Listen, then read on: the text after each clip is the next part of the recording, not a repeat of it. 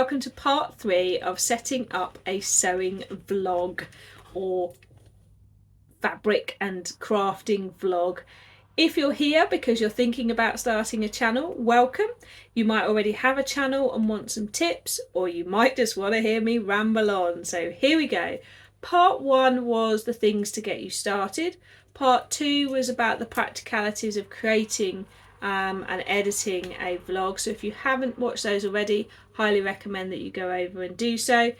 This is part 3. So in part 3, I'm going to talk about some of the more sort of technical aspects of having a YouTube channel.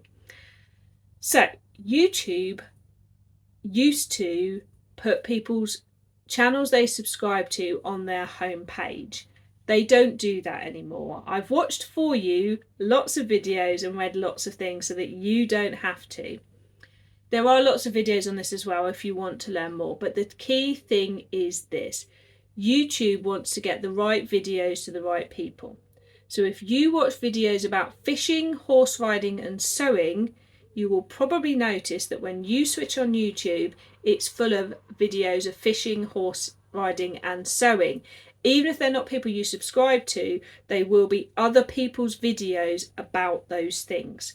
So what you're trying to do is get your videos to the people that want to watch them. So this is how you do it. Make sure your title is clear, because YouTube will use your title to think who wants to see this. So if it's a fabric haul, say it's a fabric haul. If it's a chatty sewing catch up, say that. Friday sews is a popular one because people know that as a phrase. If it's a pattern review, put pattern review in the title. If you're talking about a particular pattern, put that in the title. People will search YouTube about a pattern before they sew it. So if you've taken the time to talk about it, make sure it's in your title. You might start creating a community around a particular thing. Consistently use that title because then people will know to find you. The other thing to do is make sure in your description that you use a maximum of 15 hashtags. Any more than that and YouTube won't look at them.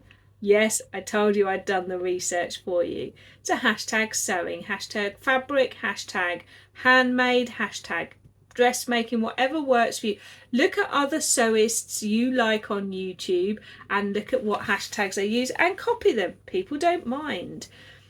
Also, it isn't about how many subscribers you have or how many likes you have. It's about how many people watch. So the more people watch, the more YouTube knows this is what people who like this want to watch.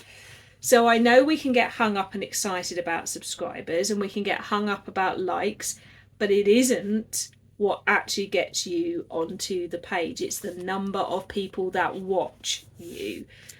Please do interact with the comments because it builds community. And that's probably why you're here, is you want to connect with other sewists, dressmakers, creatives, knitters. So do interact with people's comments. It's lovely. I know I love people responding to what I've said, and I love responding to what people say on my channel. It's my favourite thing about it. So make sure you respond if you feel you can, because it will help create a community. I now find there's certain people who always respond, and now I'm in a conversation with them. Don't worry about likes. Don't pay it any attention because it isn't relevant. Obviously it's nice to have likes and it's worth asking people. It's going to be tricky because we want to ask people to subscribe, but the truth is, and you can go and search this on YouTube yourself, it isn't what matters. It's making sure that you have a title and a description that helps YouTube to recommend you to other people who like what you are talking about. So making sure you use the correct description, describing what you're doing in there, and making a catchy title always helps. So try and think about a title that people know and recognise. So Friday Sews, Monday Makes, Summer Sewing Plans, Elodie Wrap Dress Review. Those titles help people go, yes, that's what I want to watch. Yes, that's useful to me. Don't get tied up too much in what they say, just make sure they're clear. You don't need to have episode numbers, that's not relevant. I do it because it helps me to know where I'm at, and when I'm recording them, it helps me to keep them in order. But it doesn't matter. YouTube are not interested in that. If you are struggling to get reviews or get like comments and get noticed, have a look at what you could change and try it and mess around. I did that. I did a certain type of thumbnail on my an episode. So the thumbnail is that little picture that everyone sees when they open up YouTube and they decide whether they click on it to watch. I tried a certain style and I noticed that not many people were watching it. So I changed the thumbnail, because you can change and edit your video once it's up, and then it started getting more views. So you can put something up, change your mind about the description, change your mind about the thumbnail. The only thing you can't change is the video. But play around, try a different thumbnail type and see what happens. I did that. Some of them it made no difference, some of them it did. I played around with the titles, and also have a look at which ones are popular and which ones are not. My two most watched videos are my 5 essential handmaids, which I did with Naughty Gnome, and it is in her playlist, so I think that's why it's popular. And my other one was my Make 9 update. It's still one of my most popular, so I know that that is something people want to watch because it got lots of views. But I'm not in it for the views, but it is interesting, and that's something for you to decide, is what are you in it for? Is it almost like a personal diary? But if you do want to know about those things, I can tell you now, YouTube is about recommending videos to people of what they already watch because they think this is what they want to see.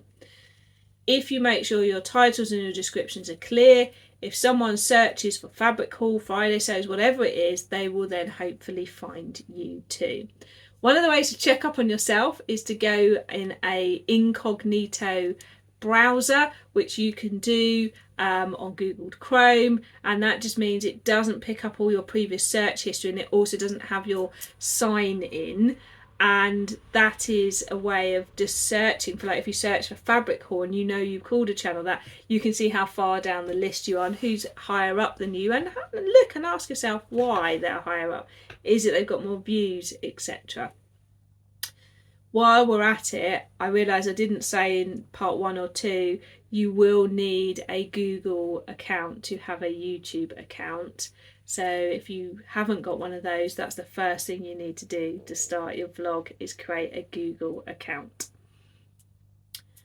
Today, as I say, this episode is a bit more technical. So let's talk about titles. If you really are looking to try and get a bit more noticed, think about your title being more of an answer to a question than a statement. So rather than why I sew, try saying reasons why you should sew, or 5 fabric shops you should visit, rather than my five favourite fabric shops.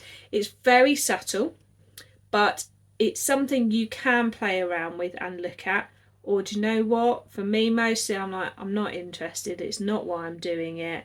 It just depends on how much notice you want to get. Other things I have learnt. Find your purpose. What is it you want from your channel? Is it, as I say, that you want almost like a personal diary you can go back and watch of your sewing adventures? Is it that you want to connect with others and create community?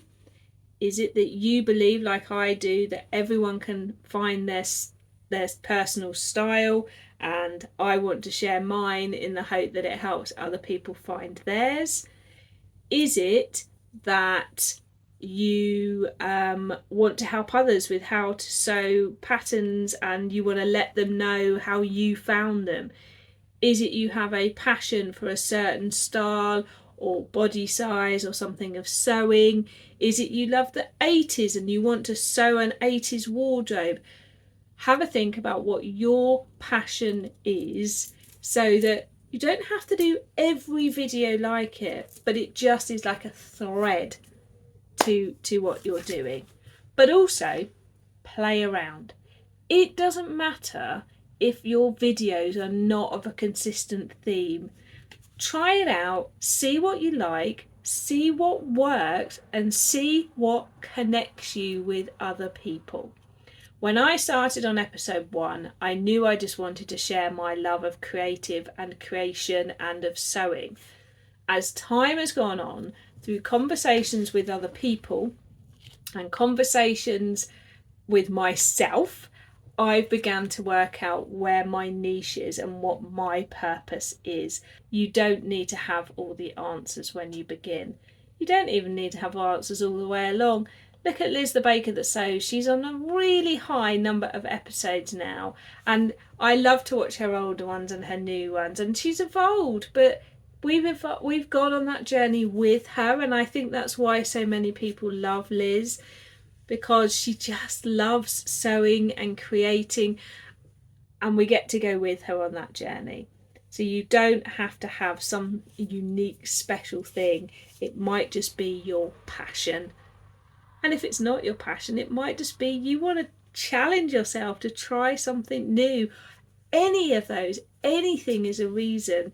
But as I say, to start with, it is okay if you just play around and make a few different videos. I made a styling one earlier on. I loved making it. I haven't made any since. The mess it made with all my outfits and things out.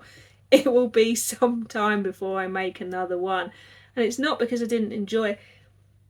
And it's not because I didn't enjoy it, it's because it was so messy to make that I can't face doing that very often.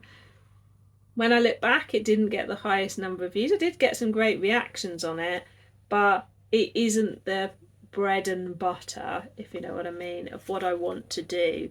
But I did have fun. And I think that is the final thing I will say in today's episode is have fun. Share your passion, but also it is hard work having a YouTube channel. It's enjoyable for me. It's my hobby. I love it. I have been to sewing socials. I'm setting up a sewing social. I have made sewing friends that I couldn't find in my local area, and all of that from starting a vlog and just randomly talking to you lovely people out there. Give it a try. You never know what could happen.